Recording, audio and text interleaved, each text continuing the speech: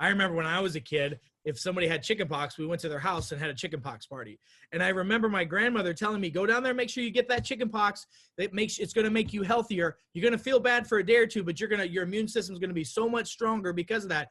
We forget that our immune system has an innate immune system, an adaptive immune system. We have a microbiome. We have a virome as well, that we have viruses that live within our DNA, hundreds of trillions of them that are in our DNA that help us accommodate to life, to help us be healthy. Some of these actually fight off diseases. And if we're not gonna get exposed naturally. One of the questions that I get, and this is one that I got from one of the doctors that watches us regularly. And he says, so talking about vaccines, talking about infections, can a vaccine give you true immunology to something? Can you get truly protected if you have a vaccine? And what's the difference between getting a shot and getting, let's say, measles from your friend or something like that? Is there a different pathway through the body? Completely different pathways. Let's talk about that. I'm actually in the process of building an immunology course right now to kind of explain this to everybody, just at a really basic level. Because like you said, we've got an innate immune system, which is Th1, an adaptive immune system, which is Th2.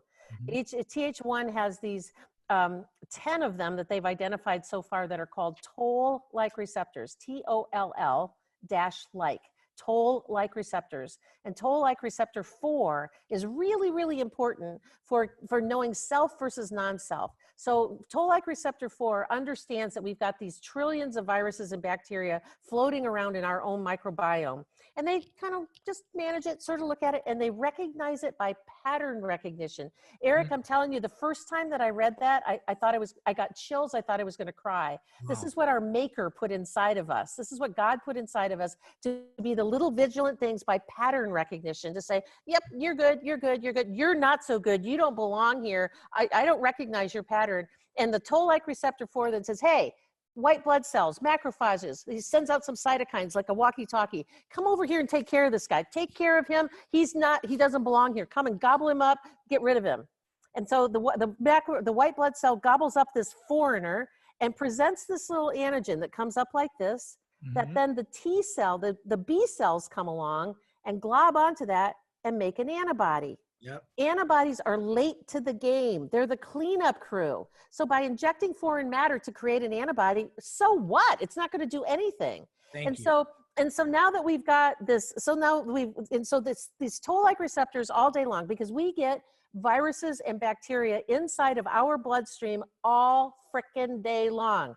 When we eat something, when we brush our teeth, when we wipe ourselves after we go to the bathroom or we have a bowel movement, after you have sex, you cut your finger on something, you get foreign bacteria and viruses all day long. When you have a healthy, innate immune system that's doing this little vigilant pattern thing, there's thousands of times a day, your body is neutralizing foreigners in your system without you even knowing that this is going on, man. This is our God-given immune system. This is exactly what's happening all day long. And all we need to do to take care of that is maybe wash our hands a little bit, get better sleep, eat good food, keep your vitamin D levels somewhere between 80 and 100, take at least 3,000 milligrams of vitamin C ascorbates a day, take 5 to 10,000 units of vitamin A day, eat right, eat organic, avoid the glyphosate. It doesn't have to be complicated to stay healthy. Avoid the white sugar, white flour, white rice, white cow's milk crap. We call it the great whites in our office. Get rid of those 4 great whites. And that's it. It doesn't have to be complicated, and you don't have to pop a lot of pills, and you don't have to take stuff for all of these different pharmaceutical things to suppress your symptoms. I mean, we have a symptom, and I use this analogy a lot, Eric. It's like if you came home from your office tonight, and the fire alarm was going off in your house, that really like, big noisy thing. And if you walked over and you pulled the battery out and threw it in the trash and said, enough of that noise, instead of going and looking for the fire. And that's what we do with symptoms. A symptom is there. It's like the fire alarm to tell us that either we've got too much of something or not enough of something. That's all it is. We've got excess toxicities, all this. We've got too much of something that needs to get rid of, or we're missing some things that we're needing. That's what the symptom is supposed to do. Instead, we take that symptom and throw it in the trash and suppress that symptom with a pharmaceutical drug and call that health.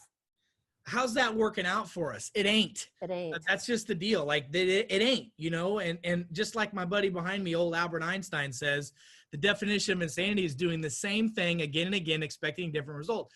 The current level of thinking that got us as a society into this situation cannot be the same level of thinking that gets us out of it. You don't have to be a rocket scientist to understand that. I mean, and people are looking for what you just said right there. That is the answer.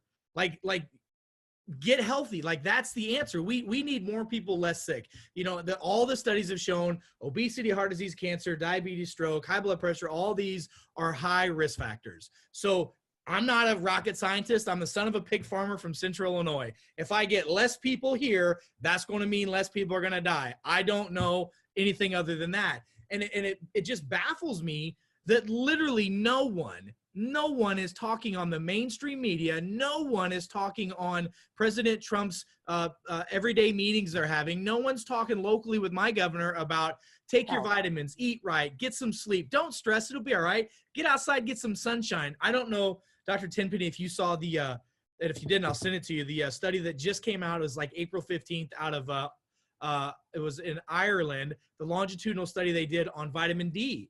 And they showed again, and no big surprise to you, guess what?